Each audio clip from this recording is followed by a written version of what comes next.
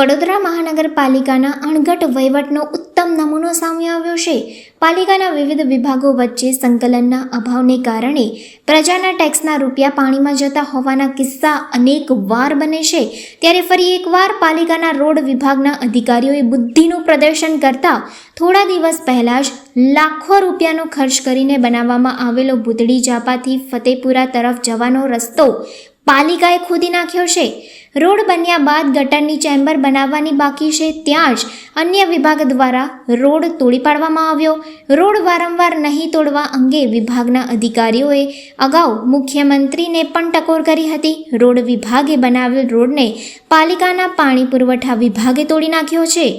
Road carpeting થયા બાદ ઈજદારને આર્થિક ફાયદો કરાવવા માટે રોડ તોડવાનું કામ કરાયું હોવાનું લોકમુખે ચર્ચાઈ રહ્યું છે।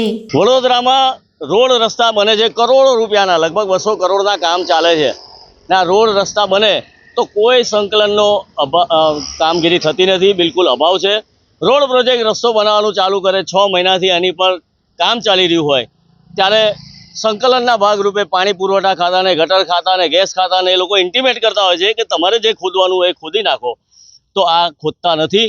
અને જેવો રોડ બની ગયો, જેવું એની પર કાર્પેટ થઈ ગયું, જેવું એની પર એસી થઈ ગયું, આસ્ફાલ્ટ કોન્ક્રીટ થઈ ગયું, ઇવન કોર ટેસ્ટ કરી ગયા રોડની સ્ટ્રેન્થનો, હજી ખાલી ચેમ્બરો જ ઊંચી કરવાની બાકી છે અને પાણી પુરવઠા ખાતા આવ્યું અને આ રોડની વચ્ચોવચ્ચ ખૂબ મોટું ખોદી નાખ્યું।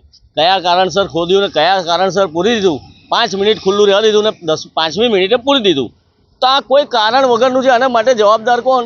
આ નવો નક્કો રોડને તોડી નાખ્યો, હવે નવા જેવો તો બનવાનો નથી। આ તો જાણે નવું ખમીસ ખરીદ્યું અને બીજે દાડથી થીગડાવાળું પહેરવાનું એવી હાલત આ રોડની કરી નાખી। તો આને માટે જવાબદાર કોણ ને જવાબદારો ઉપર શિક્ષાત્મક કાર્યવાહી શું, એ પણ એક સવાલ છે।